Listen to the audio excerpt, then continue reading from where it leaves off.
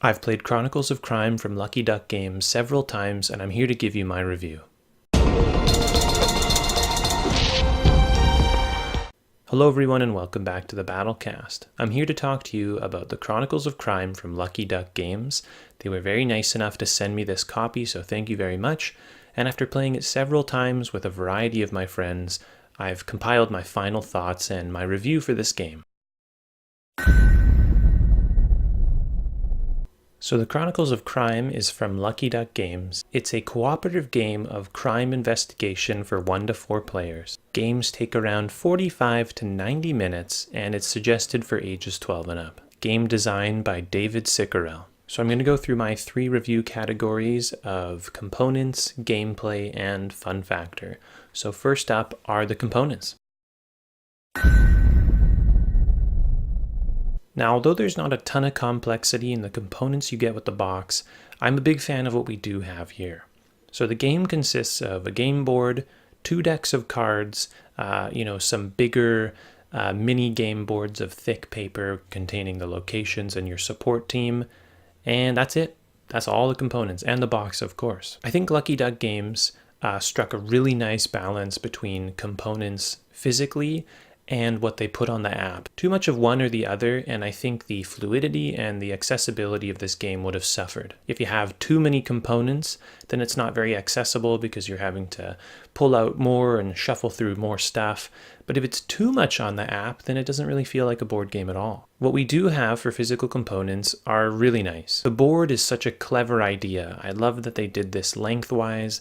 And I love that there's room for you to put new locations all around the board.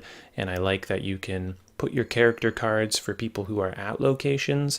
And also there's an area for, suspects who you're like, I don't know where this person is yet, but I've heard about them. It really does feel like a pinup board that you see in crime scenes where everybody's kind of connecting the dots and it's laid out before all of the players playing the game. The art that is shown on the cards and the locations is really cool. I'm a big fan of this cartoonish take as it kind of lightens up the severity of the content that we're dealing with. I also appreciate the diversity in locations, the diversity of races in the character deck and at the support staff. I'm going to talk about the app because that is also a component to this game, obviously. And they've done a really great job. The menus are clear.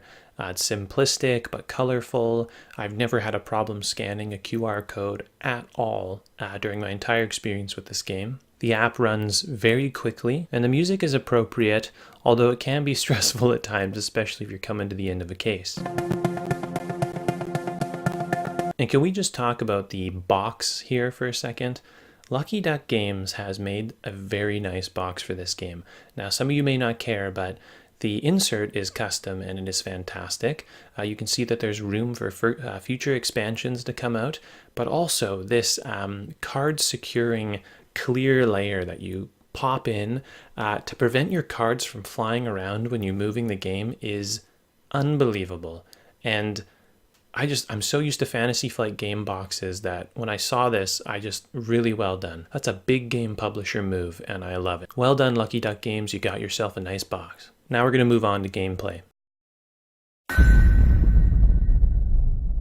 The game plays really well. It's a crime-solving experience the likes of which I've never had before. To summarize what gameplay looks like, players get their case from their police chief. This usually starts with one location where there's a victim or a body, the crime scene itself, and perhaps a few bystanders who you can question. To travel to the location, you scan the QR code on the location card. Now, scanning anything takes time, and traveling especially takes time. And that's a resource that you actually run out of in this game. Occasionally, when you arrive to a location, there might be a brief narrative about what you see and who's there and what the scene might look like, but not always. Once at the scene of the crime, players can enter this really cool 360 VR mode with their phone.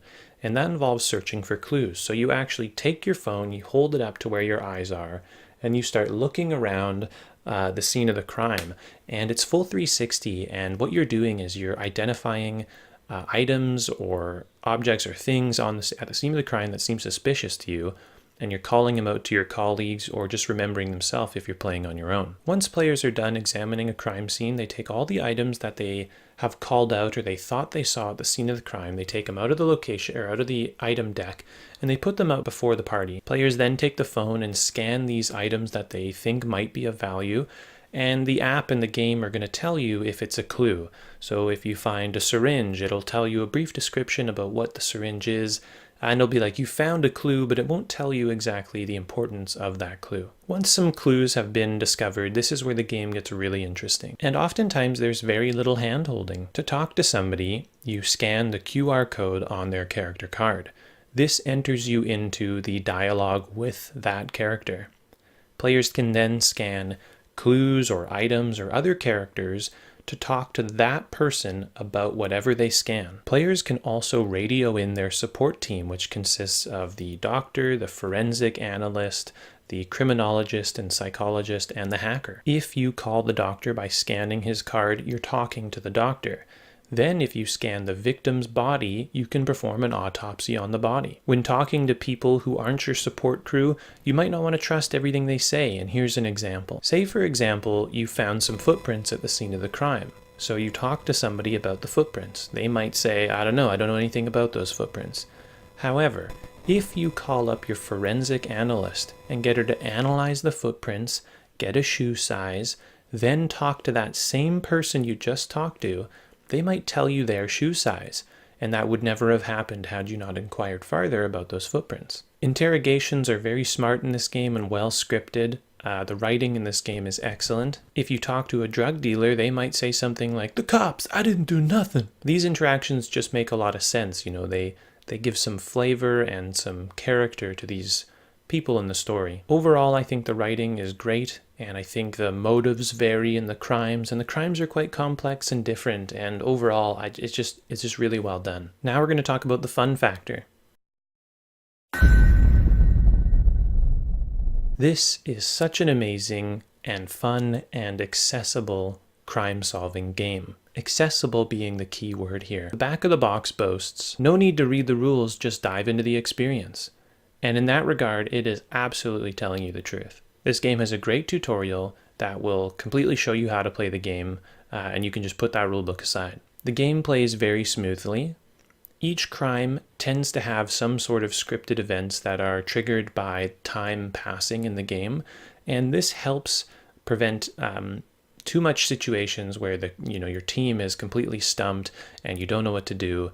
Usually this event will come that kind of jogs your memory if you've lost sight of something or completely forgot about one of the clues you've discovered. This is really helpful because when you first set foot on a crime scene and you're talking to people and you're finding clues, you can have so many leads that you don't know where to go. And I think this is very true for many crime scenes in real life. I love the addition of the support team in this game. For the first time, you aren't some attendee civilian at a dinner party with a bunch of murderers and it's up to you to solve the crime. You are a cop, and you have the resources that a cop would have if they were solving a crime. I really like this because watching crime shows actually pays off when you play this game. Do an autopsy on the body. Test the blood for poison. Those are the kind of things you can do in this game that you can't do in a lot of other murder mystery games. Replayability, you might be surprised to know, is very high in this game. Although once a crime is solved, you know exactly how to solve that crime, replayability in this game is high in other ways. Because all the information in this game is in the app and it's not tied directly to the components, Lucky Duck Games can reuse assets to create new crimes. They'll just have to assign different dialogue options and different meanings to the QR codes already printed on some of their cards. And they've actually done this already with the addition of additional crime chapters for I believe $6.99. This is not including the expansions that I'm sure are coming, as Lucky Duck has a great track record of supporting their games with expansions. There are a few things to note, however, that may turn people off from playing this game. Firstly, there's only one phone to use in this game. The box says the game is for 1 to 4 people, but I'm not really sure where that number comes. You could play with 8, 10, or 1,000 people. It just means you have more people weighing in on the direction you go and the people you interrogate or how you interpret the clues you get when playing this game. Therefore, finding a strategy to distribute the phone evenly amongst all people playing is crucial for everyone to have fun. This can be done by giving each player one of the support role staff members, and whenever that support role is called in, they dictate the conversation and what's scanned and whatever.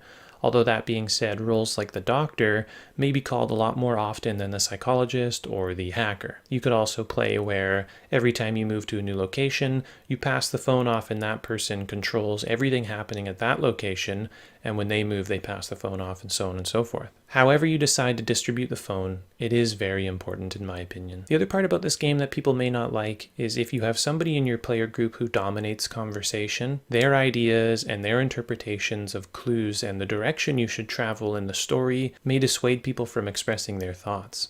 I think it's really important to let the person who has the phone make the decisions, and if they want input, they can ask for input. Lastly, if you don't like apps or app board game hybrids, then this game might not be for you. This game leans heavily on the app, not just a little. I tend not to like app hybrid board games very much, but what you lose in the traditional sense of board gaming with this game, you gain in a huge story, a choose-your-own-adventure game that, if it were printed in paper, would be the size of a nursing textbook, not to mention the minutes and minutes spent through flipping pages and finding the right choose-your-own-adventure connections. The box is a very small footprint, it boasts tons of replayability, and most amazingly, the cost.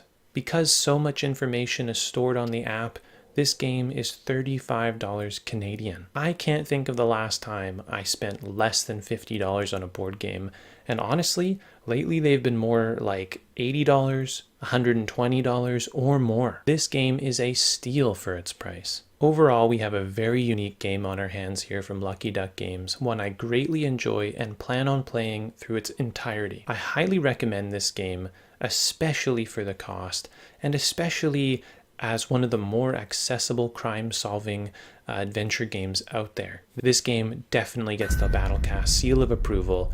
I think Lucky Duck Games has done a really tremendous job, and I understand why so many people are excited about this game. I hope you enjoyed this review. Thank you so much for watching, and I'll see you next video. Thanks for watching. I hope you enjoyed the video. New videos come out every Friday or Saturday. If you enjoyed this video, consider giving it a like or even subscribing to the channel, or you can leave me a comment in the section below. Until next video, I'll see you then. Thanks.